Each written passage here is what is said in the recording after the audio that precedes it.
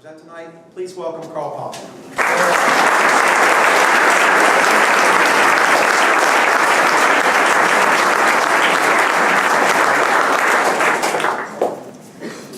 Good evening, everyone. I'm Karl Popham with Austin Energy. So glad to be here. We do have a couple seats up in the front, you know, kind of like when you come to your house of worship a little late, your pastor calls you out. There are a few what I call VIP seats. I will not take offense if you want to come up and take one of those. And we do have a live streaming by Clean Text, correct? So I will try to double watch what I say because it will be recorded. So welcome to the Austin Forum. So I kind of start off first, even though this is a topic about the future and smart cities, I always start off with reflecting on our past. Does anyone recognize that road right there? Yes. Yeah, it's out of Congress. Look at that, electric transportation going up and down Congress. Yeah, we talked a little bit about that. So we're not new to electric transportation here in Austin. And Austin Energy isn't new. We were actually established in 1895. And our first renewable power facility was done in 1897. It was a hydro plant. So to get out, I do not have South by tickets, unlike my colleague Hugh has. But I got some pretty sexy t-shirts to give away. Right? So if you answer a question or somehow get engaged or even ask a question at the end, you can be eligible and look just like one of these models here. You can even jazz it up a bit with the lady on the right. So who will give the t-shirts is my colleague Bobby is here. Bobby, could you identify yourself? So he's modeling the t-shirt as well. He will be... I got awkward real quick. Thank you, Bobby. If you win a t-shirt, you'll be behind here where the food is to give those away. You know, I gave a talk like this a few days ago at this green building seminar, and another colleague of mine, Kevin, he was the model. And we had this real awkward moment where all there is, he stood up, where he had a hoodie on, but he wanted to show the shirt, so everyone kind of looked like you did. Kevin, you want to stand up so we get the visual here? And so everyone turned to look at Kevin, and then there was a jam in his zipper. So instead of just like doing this, he did this weird magic Mike thing where he shimmied it down like a tearaway. And HR said we're in the clear, so Alright, so now that we got the bribe out of the way, right, over here and get this clip. So this is the required about Austin Energy. About 1,700 employees. My role is the best job at Austin Energy, and I truly do believe that.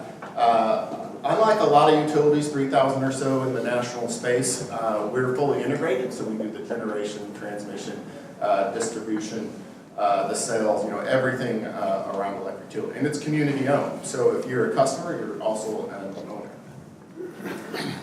And I generally start or end presentation with the team. Could I get any members of the team to stand up, identify yourself right now, if you're here? I already know Kevin and Bobby here. All right, a few others.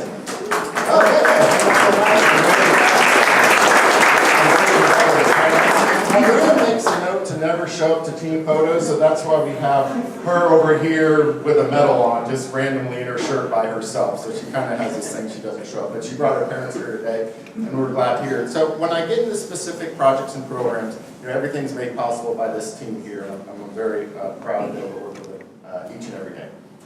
So this is my proposed agenda. So since we're talking about smart cities, and we're going to kind of start big. We're going to start kind of global and some kind of the big trends. We're going to have a few headlines that are going to come up on the screen. We'll talk about the story behind the headlines, at least from my perspective. Then we'll start drilling down into specific Austin trends and policies. And then I'm going to go into some very specific projects and programs that we're working on. And then at the end is how to get more information or how you can get involved in it. So that's my proposed agenda. Does that sound okay? Sounds great. All right. So as promised, we're starting big. Can anyone tell me, and this will be our first t-shirt question, how's that? Can anyone tell me these two countries right here? I saw that hand first, yes sir? North and South Korea. Yeah, North and South Korea. Notice anything different between North Korea and South Korea? Less light pollution than North Korea. Yeah, there's pros and cons, but generally energy is required for prosperity. I mean, if you just look at access to energy, access to affordable energy, that's just the baseline, and how modern and first world country civilizations, just how they power the whole economy and way of life. So another big trend is just the population boom. I mean, anyone who lives in Austin can feel it, but you know, a little stat here is the increase in world population was 3 times greater this last century than during the entire previous history of humanity. Yeah. That's a lot of people. I feel like 30% of those people moved from California to Austin. And we'll talk about that and how we're working with that. Planet is warmer, that's just science. Hurricanes get bigger if the surface of the water is warmer, that's science as well. So here's some photography in Texas. Anyone affected by the Houston hurricane or in Florida? Down there during that time or had property? A few. I mean, just devastating. The National Weather Service had to actually invent a new color for the amount of rainfall that was dumping down in Houston. It's just really unprecedented. So this is where you think a second is, so if we lose power, what do we lose? If all of a sudden electricity isn't working. Everything's pretty good. Anyone else want to take a stab? Because I have an actual list here. So the first Water. Internet. The internet,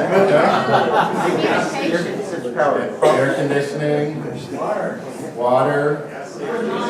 Yeah, a lot. Yes, sir. Everything except landlines. Everything except landline. I would argue with that. I would say landlines probably need power somewhere on the supply chain. So here's a little, back it up, circular of someone. I gave a similar speak to, Sherry Greenberg is here to her class. And was that last week we did that, your public affairs, smart cities class? And when I asked the class of students the same thing, it was my internet, my phone. I mean, those were the first things asked. So everyone looks at this a little different, but really you lose a lot. So really we have Americans, fellow Americans, who've lost a lot and are continuing to lose a lot. I mean, look at that just destroyed infrastructure down there. There's also real opportunities here. I mean, with this kind of disaster rebuild effort. So you see some headlines here with Elon Musk is shipping down power walls. Those are residential storage systems that can be chained together to maybe help provide more stable power, especially for hospitals and other critical infrastructure. Puerto Rico generally has known issues with their infrastructure. It was a struggling infrastructure, had a lot of generation south, and then they have a lot of them north, and then they just don't really have the transmission line. So this could be also an opportunity from a rebuild perspective.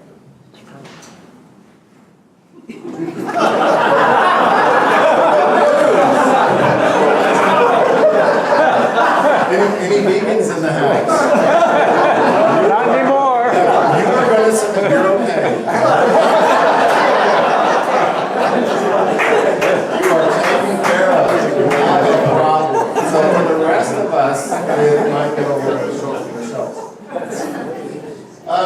There is an estimate of potential 1 million cars in Houston that are severely damaged. So what does that mean to their infrastructure? Is this a change? Houston's known to be very car dependent, like Austin is. Is this a change for people to think on mass transit or bikes, or maybe their new car will be electric, or other modes of transportation? So once again, there's opportunities. And then it's really just a testimony of just the Houston Strong and the strength and the stories of people bonding together. So I actually got a lot of inspiration from this. Austin had our own problems during that time, and our own concerns. So, our official Reddit page reassured people that your Game of Thrones season was still okay. That is a real thing. We did have outages, so if you had an outage, not to make light of it, but our scale of outages and our scale. We were mostly about deploying to other places in need. So here's 5 crews, about 40 folks shipping off to Florida and helping there from Austin Energy. So you can be proud of your utility and going and where the help is needed. So who's here been at least here since 2005? Yeah, what about since 2000? What about since 1990? 1980? 1970? 1960. All right, so you've seen some changes, yeah. So even just not that many years, can someone spot this building down below? Right below it. Oh, there it is. Yeah, and I remember when I went to college here, which a few years ago, that was the tallest building on the skyline. And so it really has evolved. So a lot of people look at, this is the prosperity side of growth. You look at this, the crane, a colleague of mine has called the local Austin bird, the official bird of Austin, the sky crane. And I think that's a fair comment, just the prosperity. What else do you think of when you think of all this prosperity? Yeah, I almost heard having traffic, yeah. Anyone sitting in this before? Yes. So, the statistics are a little varied, but roughly we get anywhere between 110 to 150 net new people a day. Here in our counties, we're about a 1-to-1 person-to-car ratio. So that's about 150 cars a day, each and every day, that come onto your roads. That's also a need for about 70 or so homes. We're about a 2.2 person-to-home ratio. So from electric utility, that's what we call our growth curve. So really the realization is, yes, last century's tools is we're not going to pave our way out of this kind of road. It's just mathematically is not feasible. So when I start going into some of the specifics and the projects and programs and policies of Austin, it's trying to think of what are the new tools we can bring to the table to kind of solve this type of road. So definition of what is a smart city. So I'm even a co-author of a book called Smart City. So I wrote the transportation electrification. I still had to think about this a while. I still don't think this is widely known. So what I decided to do, I just Google search, and the first thing comes Wikipedia. So here's the very excellent Wikipedia definition. Oh yeah, that's nice. What I call that is vendor soup. If you have a technology or an idea you want to sell, you're going to update wiki page to Smart City is about IoT. No, it's about data architecture. No, it's about ICT, which I don't even know what that is. No, it's about urban informatics. So that's kind of generally what you get. And I see that also just talking about smart cities. Everyone generally has their own idea. In some cases, is you have a solution and it's a hammer. You're running around looking for it now. So I took a couple minutes of introspective and came up with my own definition. I think it really needs to be discussed. So a smart city is one that orchestrates three things. I think there's three kind of criteria, and those are new technologies, civic engagement, and then policy innovation. So those are the three components. And what do you do with those? You want to solve problems and make daily life better for its residents. So that's kind of my sniff test, is if it's a smart city solution, is you're synergizing these three things, because you just don't want one, they don't work in a vacuum. If you just have a great technology, but you don't have the policy or the people behind it, it's not going to work. If you just have engaged people, but without a new solution to kind of solve the problem, et cetera, it's not going to work. So I actually took this photo from my office, downtown Skyline. Took it a few weeks ago, and the rainbow is exactly landing on City Hall. Isn't that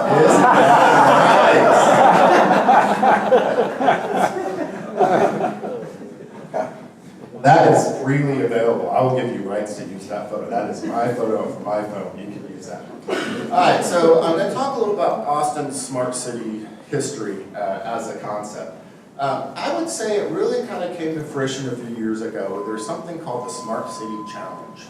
And this was shortly after we voted in 10 out of our 11 new council members and mayor were all new. And shortly after them being elected, there's this $50 million prize to go to the city. So over here is the Smart City. So there was $40 million from Department of Transportation and $10 million from a philanthropic group called Vulcan. So Vulcan was focusing on electrification, the energy side, and DOT was focusing on the transportation. So it really was where energy meets transportation, and then how can we roll up our sleeves and go after it. So at South by Southwest, Hugh, so thank you very much, Austin was announced as one of the 7 finalists. So out of the 78 cities that put in for it, There were 7 finalists, so we got a small grant to kind of put together our plan, $100,000. And we spent months and 8-hour days with a wide group of folks to go ahead and put this plan together. So here's the mayor doing a selfie on Facebook. That's me in the blue tie right there. And that was my wife for several weeks of coming up with solutions of, we got this 50 million windfall where energy meets transportation. What would we do with it? This is also during the whole, remember Prop 1 where Uber and Lyft left a while? Yeah. So I still remember when this came in, I thought, hey, we're on the mayor's Facebook feed. And then we start seeing all the comments are all about Uber and Lyft and whatnot. He was getting trolled terribly at that time. But what I can report to you is I recently did an inventory of all the projects proposed out of that 50 million, and just about every single one is moving forward one way or another. So I found a lot of value just bringing together the solution. So we found funding. A big funding source is the city voted for $720 million in transportation bonds. So Smart Cities recommended this, what's called a smart corridor. The transportation bond actually funds 7 smart corridors. All electrification stuff, we got extra funding from some other philanthropic groups, not Vulcan, but some other ones. So there's just kind of a lot of activity. So I thought this was a very kind of pivotal moment, because not only did we have to put together a solution, we also had to put together how we're going to pitch it, how we're going to sell it. So I was part of the 6-person technical team that had to go to DOE and pitch it, and the mayor was the mayor's team. And so it really, I think, influenced some folks early on of how to think about this and what we want to go after. So this is typically how supply and demand works. I created a smart cities model instead of consumers versus companies and supply and demand. This is the smart cities, where I talk about those 3 things, where citizens demand things from their leaders, and then leaders create policies and laws that influence markets, and those markets want to be able to compete to provide those products back to consumers. So a little different take, and let's look at it in action. So here are some examples of civic engagement, demanding clean air and addressing climate change. That's something that's being demanded. Specifically on some of the solutions we're talking about, a lot of policies on transportation electrification. So France, 6th largest economy in the world, said it's going to be illegal to sell diesel or gas cars by 2040. Britain followed closely thereafter. China is making some major announcement. India, there's laws in California. So you have this then policy listening to their voters and constituents. And now you have the market responding because they want to compete. And China can turn things on a dime. That's probably the biggest potential mover in this market, just because the companies know how quickly China can also mandate these requirements and why they do them. So big announcements from GM, there are 20 new electrics coming in, Mercedes-Benz, Volkswagen's going to be all electric by 2030 if it wants to be the new Tesla. And et cetera. So every car manufacturer is stepping up to the plate. So I would say that the genie's out of the bottle on electrification. A few years ago it was all about, hey, is this going to happen? Now it's more about when it's going to happen. So I took this photo of, example of civic engagement. I don't know more engaged citizens, frankly, than fellow Austinites. I've never met them, and I've been to a lot of cities. Only city might come close to San Francisco. They have a very engaged population. But this is just us presenting an approval to council on our new generation climate protection plan. Basically bumping our renewable energy target from 55% by 2025 to 65% 2027. And here's just a picture of the audience while we're pitching it. I mean, this is just kind of how we do business here in town.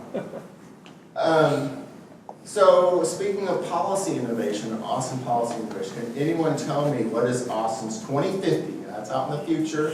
Greenhouse gas emissions goal, if you already haven't won a t-shirt, back in the right. You, sir. 0. All of Austin, 0. Like no emissions. Like all the electricity, all these million-plus cars. No, that sounds kind of nuts, right? It's a goal. Oh, welcome to Austin. Yeah, we like big goals.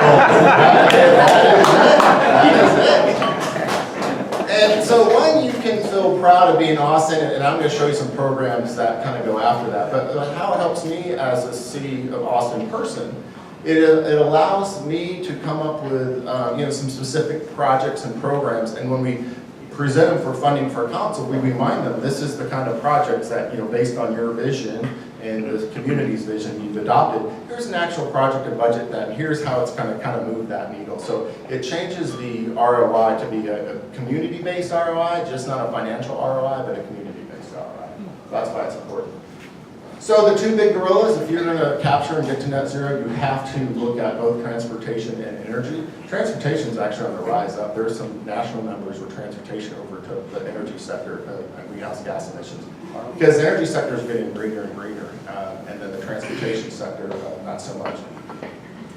So here's just kind of, for every EV with how current adoption looks today as far as cutting greenhouse gas emissions. This slide is just showing the pricing historically of electric fuel down here, or electricity. And it comes in a little under $1 per gallon equivalent. Is kind of what the electricity conversion kilowatt hours to gas is. And then here's gas and CNG diesel. It does this. Does anyone know where these spikes are coming from in the gas market? You want to take a guess at that for a teacher? I heard it. Yes, sir. Up front. Yeah, that's definitely one of them. So if you take major hurricane events and major Middle East issues, wars, they go beep, beep, beep, beep. They go down there because it's speculation and we spike. So we're also in some ways, have to be reactive to those events. Where electricity is just that turtle. It doesn't matter what's going on there. We're generating it regionally and locally. We just chug along. A lot of EVs coming on the market. That's the point of that slide. Also here, from a utility perspective and a consumer's perspective, utility perspective, how big the batteries are getting.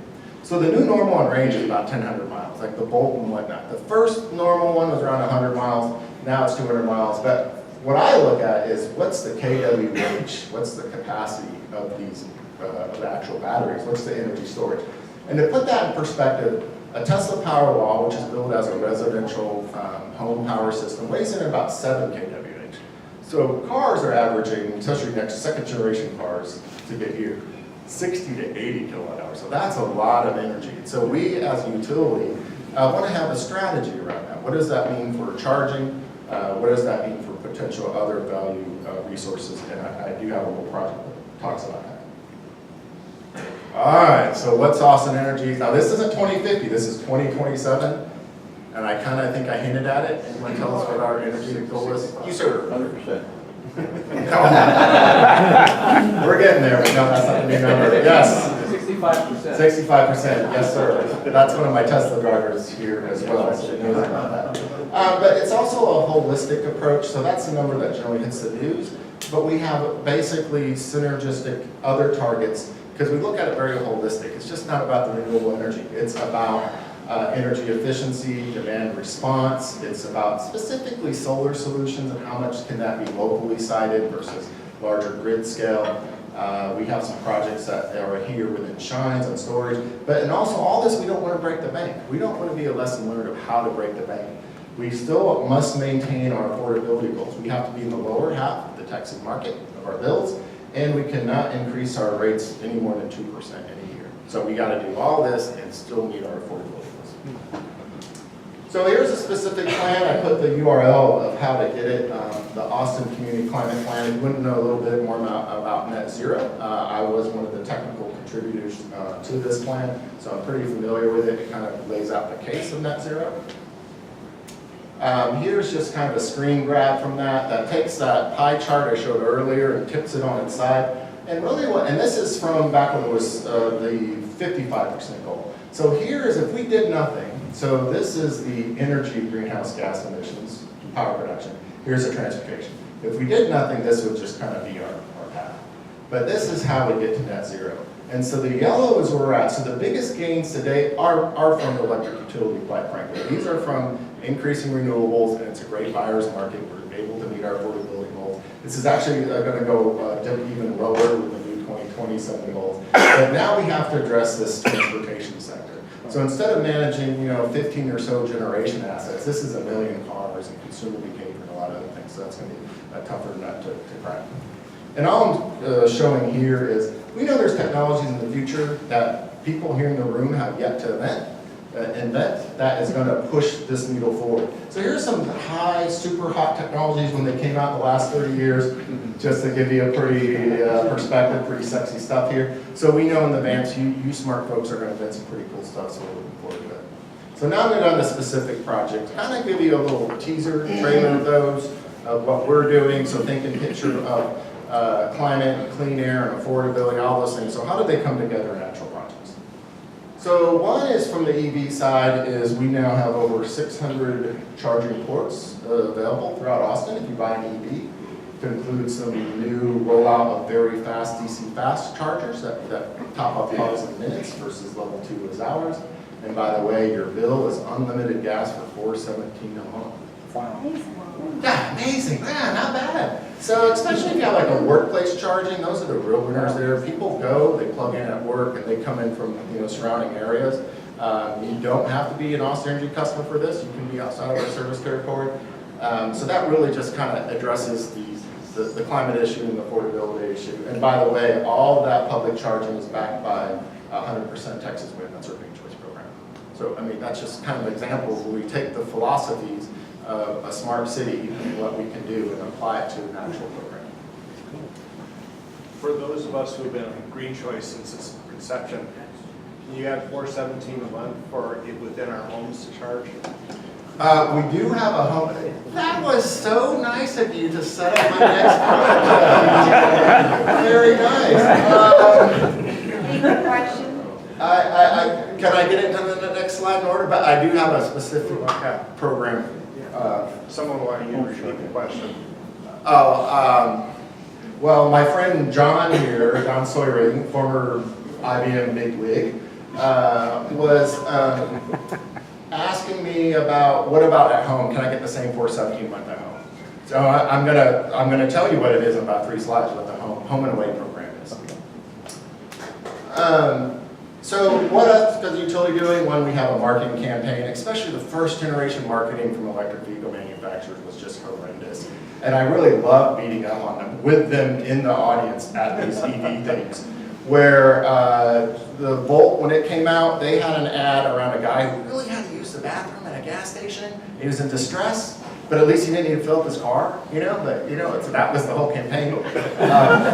BMW, which is a brilliant, great engineering man and a very great brand, they had one where someone was getting a ticket in their EV, at least to save money on gas. So they're showing like the worst thing you can do in a car. Being forced to stop at a gas stop and getting a ticket, and that's how you're associating your brand. And Leaf, not as bad, but it was kind of medicine, save the planet and the globe and thing. So I love beating them up on that. And so we created our own campaign.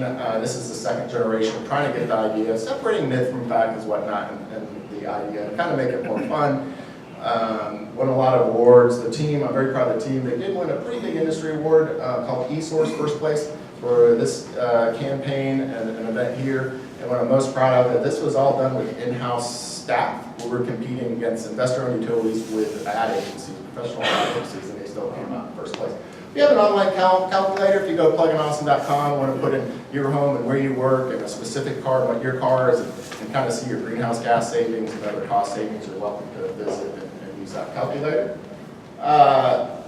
2 blocks that way, basically west 2nd, west of the historic Seahome Power Plant is Electric Drive. You can charge up bikes and personal devices on an off-the-grid solar with storage in here kind of device. And Art in Public Places liked it so much they recently picked it up as public art. Renamed the street to Electric Drive with a few things console. The first console passed 11-0. You'll notice it by its flags. There's one of my models, Kevin, again, filling up. City Council also passed a resolution about electrifying the own city fleet. So our plan, working with Sustainability Office, the City Fleet Services, and a third party called Electrification Coalition, came with a plan to bring 330 EVs to replace our retiring gas fleet over through 2020, add a savings to city taxpayers of $3.5 million, and also a significant reduction in CO2. John comes with the same thing. That's my business guy. We also launched a unique program called EVs for Everyone. That's really to really look at the needs of our low-income and historically underserved communities. So this is one of the philanthropic groups we met through the Smart Cities Challenge. So this was in Vulcan. This was another group called 11th Hour. So how it works is a lot of these high net worth individuals, especially Silicon Valley, they have these philanthropic arms, and they all kind of compete with each other. And once they find one's talking to one, they want to know. It's kind of an interesting dynamic I've recently learned. So Vulcan that is the co-founder of Microsoft, Paul Allen, so that's most of his funds. 11th Hour is the current chairperson of Alphabet, the parent company of Google, who's been CEO of Google. So Eric Schmidt, he funded us some staff and resources to kind of really develop this low-income program. And so this is the family that actually were able to get rid of their second gas car and they replaced it with electric bikes. We do have an e-bike rebate program. The person who leads that is here as well. Amy's back there. She'll be happy to talk to you about it. John, this is your slide. EV360 is our home time of use rate.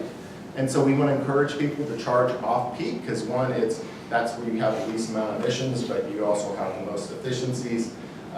So it's $30 a month, but that includes your unlimited charging 24/7 away and then unlimited time of use. So with the exception of 3 to 4 hours in the afternoon, unlimited charging at home. That's Do I have to get a new meter? Pardon me? Do I have to get a new meter? Yeah, a new meter comes in, we do rebate that up to 50%. It's not a ton, but yeah, it's separately metered from your house. That is correct.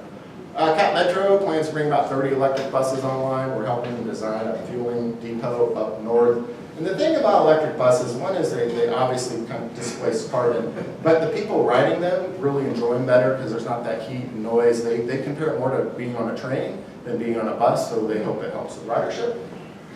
We've won a lot of grants over the years. I've been the principal investigator on 3 of these.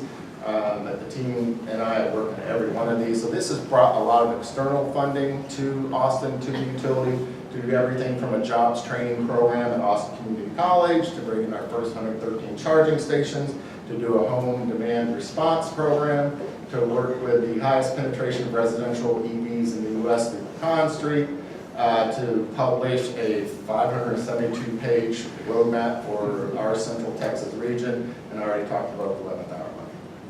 And down to my last few slides, I want to hit up on a few other key projects. So here's a post by Mayor Steve Adler talking about our Shines project. I am also the principal investigator of this one. We have probably about 60 or 70 folks at the utility working on it. It's pretty major. But it just integrates storage with solar. Ultimately, it allows more solar to be distributed on the grid effective, safe, and cost effectively. And basically, the mayor is aligning this project, our very own Shines, but basically his commitment to the Paris Accord and how cities are maintaining it. So that's from the policy perspective of what he looks at Shines. How me and the team look at Shines is this, which is a terrible acronym. Shines was a DOE acronym. I've given them some feedback. I'm getting out of the marketing and acronym business, but if they want to give us $4.3 million, they can call it whatever they want. So officially Shines is Sustainable Holistic Integration of Energy Storage and Solar PV. Shines.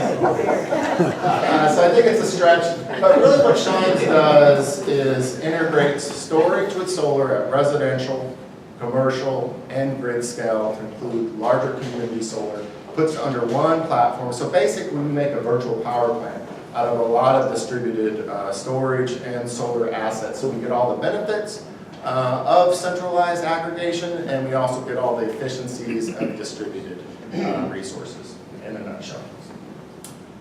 It's a great public-private partnership, so here's all organizations working on Shines, so some of yours may be on there. I know Clayton's in the room. He used to be with Austin Energy as our technical lead as Shines. Now he went off to ERCOT, where he, I heard, takes naps, and that's the rumor, Clayton. What a great set of companies that make all this happen. And a few more, so hot off the press, Austin just released its Smart Mobility Roadmap. So I'm the electrification lead of this. 2 of my colleagues who are here today also help with the plan. That's Amy and Cameron. They'll happy to talk to you about it. But basically, and it's now up for public comment. And I'm going to tell you the sauce behind how this made. We don't know the answers. We really don't. We threw a lot of stuff together, so this is more of an idea generation. We put some specific recommendations there. But I'm going to tell you, as someone who actively worked on this, We don't have the answers yet. But I'd say a few things to know about when you're talking about autonomous vehicles is you want to know what's the application. Are you talking about moving people around, or more like minibuses, a lot of people around, little robots basically that bring groceries, or you're doing the big transportation thing? So what do you need to understand? What business case you're trying to solve? And then you need to know what level of automation. 0 is none, 5 is no person, no steering wheel, doesn't need anything. And then there's variance in between everything from autopilots and assist and that kind of stuff. So I would say know the level of automation 0 to 5, know the business case, and then you can start thinking of actual solutions. So the city resolution, when we developed that plan, called on city staff to develop something that met 3 criteria. That it was shared, electric, and an autonomous vehicle solution for next wave mobility. That's the vision. So why do we need all 3? There's even an institute, I want to say it's Alberta, called the 3R Institute, which talks about these 3. But really the shared gets that congestion off the roads. Right now the average person on I-35 on vehicles during rush hour, do you want to know what the number is? 1.1, it takes 1 person to drive, so 1.1 is on average. Electric really, it helps with the clean air. I mean, there's no tailpipes on electric, so it's just the air you breathe, especially in, congested urban areas. But also the climate protection, and the autonomous is safety. But all 3 of these drive down costs. So we see a vision where there might be something like a circular or car picks you up, takes you work, takes you where you go, unlimited trips in Austin, $60 a month, $70 a month. Now, if that was available and it was convenient and whatnot, is that something you think you might do? Yeah, maybe. And really where all this price is, does anyone know how often a car is actually used? What % of the time a car is used? 5%. Yeah, Jay's right. It's 5%, 45%. So it's one of the most underutilized, expensive things people buy. I mean, it sits 95% of the time. So autonomous can really help jump up those numbers, so that helps with affordability. You also get rid of the most expensive operational asset, the driver. That's even on buses, the most expensive operational is the driver from the cat metro. So all these kind of work together to get you the results you want. So I have 2 content slides, and then I end on a story. So if you want to learn more and get involved, these are just me throwing up some URLs up there. I'm also pretty active on LinkedIn. I try to post when we release a plan, or we have another event like this one, the ETS startup coming up. I do try to post that, so feel free to connect me with LinkedIn. But we have a smart city portal. Pluginaustin.com is our team's EV landing page. Plug in for the Austin City Up folks. It's a great community getting together for real solutions for the city. Also, I recently published an article on the whole electric autonomous thing in a magazine called CI Applications. So you can Google that and kind of see my 2-pager takeaway value. Utilities should be involved, and a team of us get put together a book published by Springer called Smart Cities. So if you do Smart Cities Springer, you can find that if you really want to get in the weeds on this kind of stuff. I am going to push the Start at ETS event. It's at the Elmo Draft House, October 25th. It's kind of a 1 to 7, nice little reception at the end and cocktails, but you really get exposed to some great startup companies of what they're doing in that space. So we had about 40 applicants. We just selected 5. And I think we're going to announce, I was literally the guy in the video who opened up and pulled out, and I think they're going to post who the 5 finalists are, but we're really excited to learn on those. I was also asked to do key takeaways as a slide here. So the future of electricity in smart city, it's more resilient and distributed. We talked about mobility, energies from renewables. We also supports national fuel independence. We integrate these 3 things in a smart city. By the way, it means it's affordable, and I'm going to end on putting people first. My slide looked a little bit better when I sent it over, but just saying, I think we did a Mac conversion. And then I'm going to end with Julia here. So other than the first 2 models in the T-shirts and Kevin, of course, everyone else is real non-models and real people. So this is Julia. She's 100 years young. Here's her riding on an autonomous electric bus we did in Austin during South by Southwest. So on the left here, she's just having the greatest time, and she's talking about remembering as a kid that she's being driven around in a horse and buggy. Just kind of had that, let's bring the memory back. It was just quiet, quick, and parsing body, she's really relaxed. And then when she got off, her actual words is, "This is the future." So if I were to state why we do everything we do, and why these projects and programs, I'd put it quite simply, I agree with Julia. I think this is our future. So that ends my speech, and thank you for